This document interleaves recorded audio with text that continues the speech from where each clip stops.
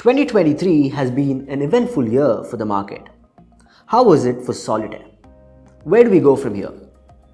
Is Solitaire 2024 going to be similar to Solitaire 2023? If so, in what way? Join us this coming Saturday where we talk more about our product, Solitaire. See you there.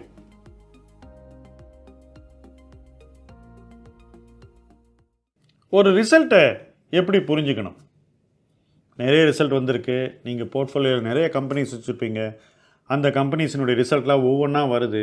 அந்த ரிசல்ட்டெல்லாம் நீங்கள் பார்க்குறீங்களா? முதல்ல first நீங்கள் உருவாக்க வேண்டிய ஒரு முக்கியமான பழக்கம் என்னென்னா, உங்கள் போர்ட்ஃபோலியோவில் இருக்கிற கம்பெனிஸ் என்றைக்கு ரிசல்ட்டை ரிலீஸ் பண்ண போகிறாங்க அப்படிங்கிறத உங்களுடைய கேலண்டரில் மார்க் பண்ணணும். உங்கள் ஃபோன்லேயே கேலண்டர் இருக்குது, உங்கள் லேப்டாப்லேயோ டேப்லெட்லேயோ கேலண்டர் இருக்குது. ஸோ அந்த கேலண்டரில் நீங்கள் வச்சிருக்கிற நிறுவனங்களுடைய ரிசல்ட்ஸ் என்றைக்கு வரப்போகுது அப்படிங்கிறத முதல்ல மார்க் பண்ணணும். மார்க் பண்ணால் என்ன ஆகும்? உங்களுக்கு ஆட்டோமேட்டிக்காக அன்றைக்கி அலர்ட் வரும்.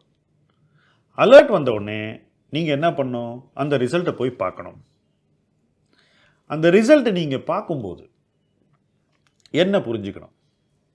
எப்படி ஒரு ரிசல்ட்டை பார்க்கணும்? ஃபஸ்ட்டு எல்லா ரிசல்ட்டையும் நீங்கள் பார்க்கணும். எந்த ரிசல்ட்டையும் பார்க்க தவறக்கூடாது. ஒரு ரிசல்ட்டை ஸ்டடி பண்ண நீங்கள் போதுமான டைமை கொடுக்கணும். ஒரு ரிசல்ட்டை பற்றி என்னெல்லாம் தெரிஞ்சுக்கணுமோ அதெல்லாம் தெரிஞ்சுக்கணும்.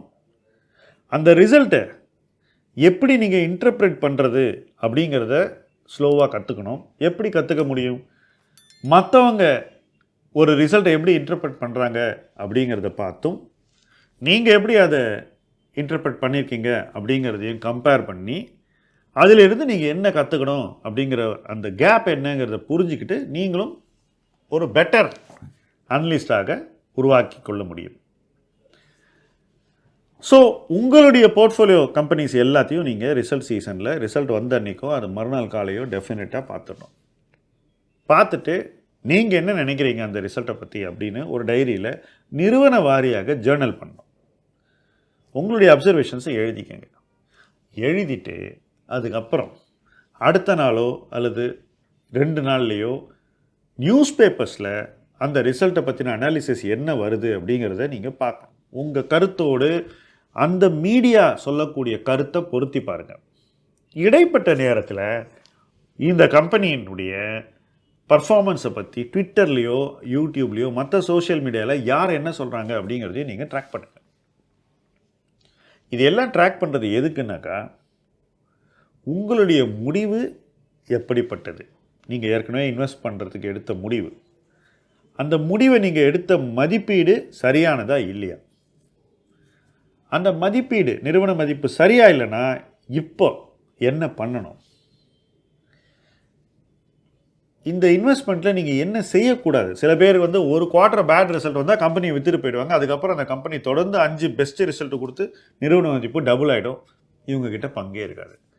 ஸோ இதையெல்லாம் நீங்கள் எப்படி தவிர்க்கிறது அப்படிங்கிறத பார்க்கணும்.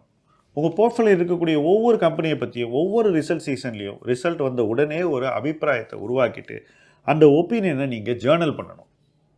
அடுத்த குவார்ட்டர் பார்க்கும்போது அந்த ஒப்பீனியனை பார்த்துட்டு அந்த ஒப்பீனியன் நீங்கள் வருங்காலத்தை பற்றி சொன்ன எதிர்பார்ப்புகளை உள்வாங்கிக்கிட்டு ஆக்சுவல் பர்ஃபார்மன்ஸை அந்த எதிர்பார்ப்புகளோடு பொருத்தி பார்க்கணும்.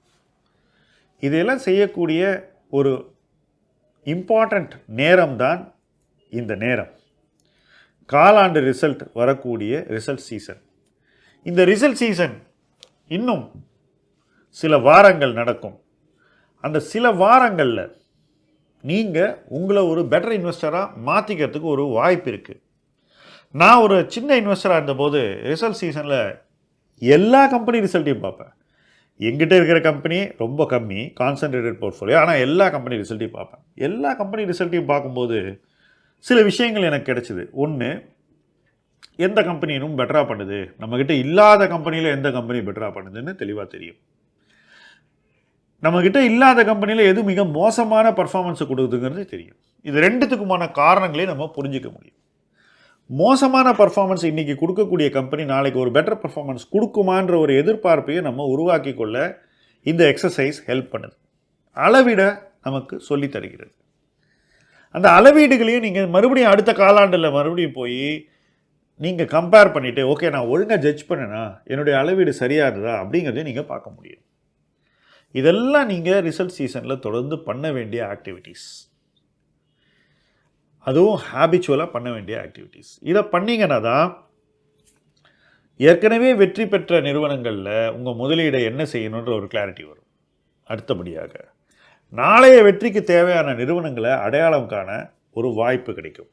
அதற்கு அடுத்தபடியாக அடையாளம் காணப்பட்ட நிறுவனங்களையும் நாளைக்கு நல்லா பண்ணணும்னு தோணக்கூடிய முதலீடுகளாக பார்த்து அதில் எவ்வளவு இன்வெஸ்ட் பண்ணணுன்ற ஒரு கிளாரிட்டிக்கு வர முடியும்.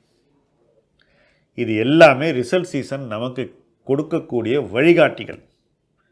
நிறுவனங்கள் நமக்கு சொல்லக்கூடிய தரவுகள்.